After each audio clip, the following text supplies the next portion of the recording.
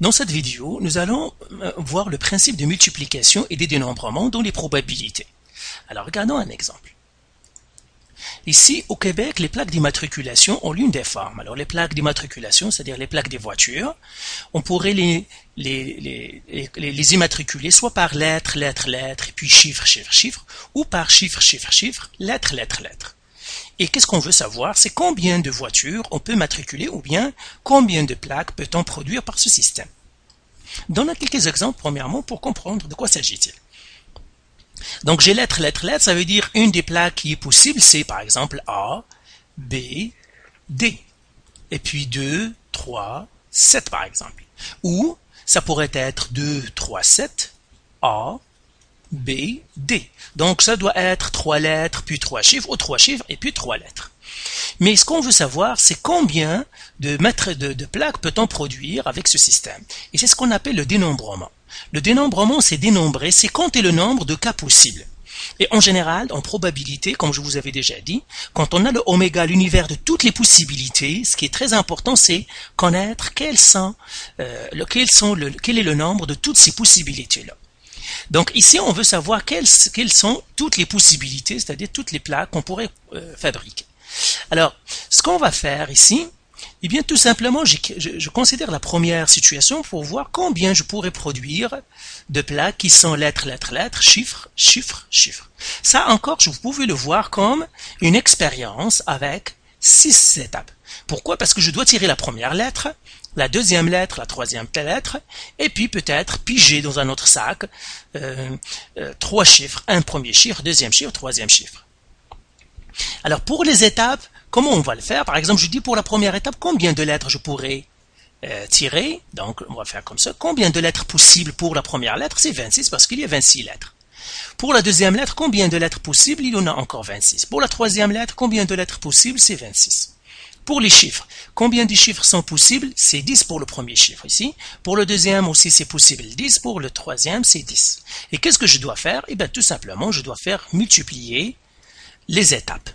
D'accord? Ce qui va me donner en fin de compte 26 fois 26 fois 10, fois 26, pardon, fois 10 fois 10 fois 10. Et là, on va faire le calcul. Calculatrice. Alors, on annule tout ça. Et là, je vais faire 26 fois 26 fois 26 fois 10 fois 10 fois 10, qui me donne en fin de compte 17 576. Donc 17 576 000. Donc déjà, la première lettre, chiffre, chiffre, chiffre, il va me produire 17 576 000 voitures ou bien plaques. Maintenant, regardons la deuxième situation. Là, on va utiliser en fait chiffre, chiffre, chiffre, lettre, lettre, lettre. Là encore, je dis combien de chiffres possibles? Eh bien, pour le premier, je vais mettre tout simplement 10 tirés. Pour le premier chiffre, j'en ai 10, je pourrais avoir 10 chiffres possibles. Pour le deuxième chiffre, il se peut qu'il y ait 10 chiffres possibles. Le troisième, 10 chiffres. Les lettres, j'en ai 26. Donc, ça pourrait être l'une des 26 lettres. La même chose ici. Et qu'est-ce que je dois faire? Ben, tout simplement les multiplier. Comme ça. Et là, je vais faire 10 fois 10 fois 10 fois 26 fois 26 fois 26. Et vous voyez que le résultat, ça va être le même. Pourquoi? Parce que c'est tout simplement les 10 sont venus à gauche, les 26 sont venus à droite, donc ça va donner le même résultat qui est 17 576 000 voitures qu'on peut matriculer avec ce système-là, le deuxième. Et là, la réponse de la question, qu'est-ce qu'ils nous demandent? Eux, ils nous demandent combien de matricule total on va faire. Donc, on va répondre à la question avec du rouge. En fait, c'est quoi? Eh bien, je dois additionner les deux, mais comme ce sont les mêmes, ben, ça revient à multiplier ça par 2. Donc, tout simplement, je vais faire ce résultat fois 2, ce qui me donnera 35 152. 35 152 000 plaques. Donc, avec ce système, le Québec peut matriculer 35 152 000 voitures. Donc vous voyez, voilà comment on calcule par exemple, ça c'est un dénombrement où on a calculé le nombre de plaques possibles. C'est tout simplement j'identifie les étapes et puis je dois multiplier les étapes. Pour chaque étape, je dois regarder combien de possibilités j'en ai et je multiplie toutes les possibilités. Voyons encore un autre exemple.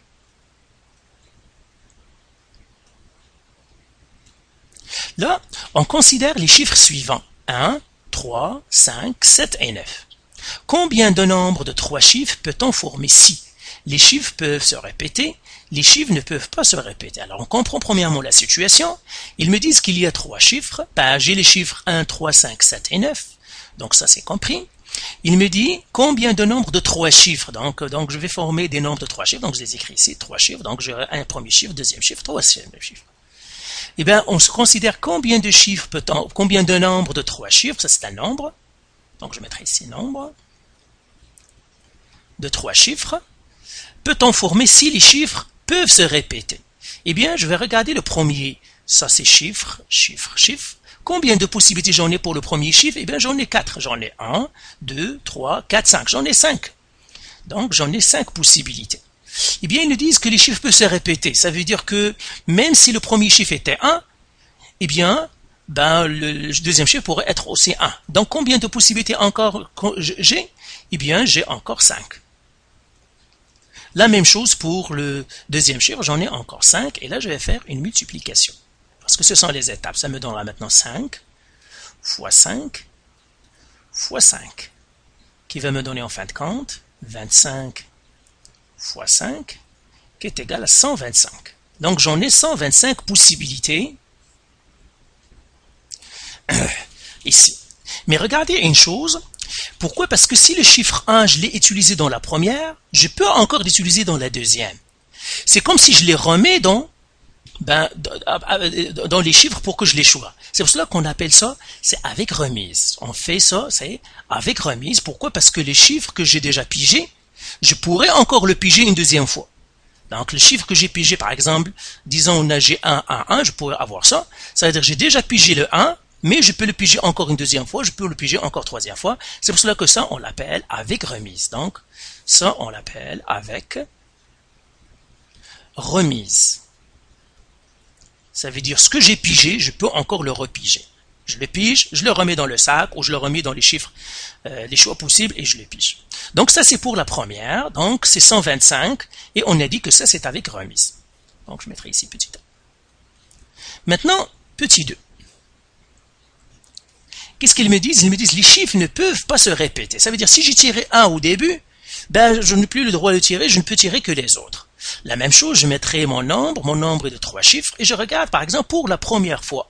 Combien de choix j'en ai? Eh bien j'en ai 5. Je pourrais tirer le 1, comme le 3, comme le 5, comme le 7, comme le 9. La deuxième fois, combien de chiffres j'ai possible? Eh bien, parce que si j'ai tiré un chiffre, je ne dois pas le remettre parce que il ne doit pas être répété. Ça veut dire que, supposons que j'ai tiré le 1 au début, je ne dois pas le remettre. Donc les choix qui me restent, combien de choix? Il ne me reste que 4. Donc c'est pour cela que 5 fois 4. Pourquoi? Parce que celui que j'ai tiré ici, je ne le remets pas. Donc au début j'avais 5, puisque je ne le remets pas, il ne reste que 4. Pour le troisième chiffre, les deux chiffres que j'ai pris ici, je n'ai pas le droit de les piger encore. Ça veut dire que je n'ai pas le droit de les choisir. Donc combien de choix il me reste? En fait, il ne me restera que 3. Et là encore, je vais faire fois. Et là, ça va être maintenant 5 fois 4 fois 3. Qui va me donner 5 fois 4, c'est 20, fois 3, c'est 60. Donc, dans la deuxième, je n'ai que 60 nombres que je pourrais former si jamais les chiffres ne se répètent pas. Et ça, on l'appelle sans remise. Sans remise. Tout simplement, qu'est-ce que ça veut dire sans remise? Ça veut dire le chiffre que j'ai déjà tiré, je n'ai pas le droit de le rechoisir encore une fois. C'est comme si je ne l'ai pas remis dans la liste des choix. C'est pour cela qu'on l'appelle sans remise. Donc, quand un résultat, je n'ai pas le droit de le revoir une deuxième fois, d'accord, ça on l'appelle sans remise, mais si un résultat que j'ai déjà tiré, je peux l'avoir dans l'étape suivante, ça veut dire ça c'est avec remise. Donc, vous devez bien maîtriser sans remise et avec remise, et quand vous avez une situation, identifiez bien. Est-ce que l'exercice vous dit avec remise ou sans remise? Il y a des situations que automatiquement ils sont sans remise ou automatiquement ils sont avec remise. Mais identifiez bien, déterminez bien l'état. Est-ce que c'est avec remise ou sans remise? Parce que les résultats sont différents. Vous voyez qu'on a 125 et 60. C'est complètement différent. Ça dépend. Est-ce que j'ai fait ça avec remise ou sans remise? Donc voilà. Donc ça, c'est le dénombrement. Identifiez vos étapes. Et pour chaque étape, regardez le nombre de cas possibles et vous multipliez vos étapes. C'est ça la règle. C'est très simple. Alors, faites l'exercice du site. Et si vous avez des questions, vous pouvez toujours nous contacter.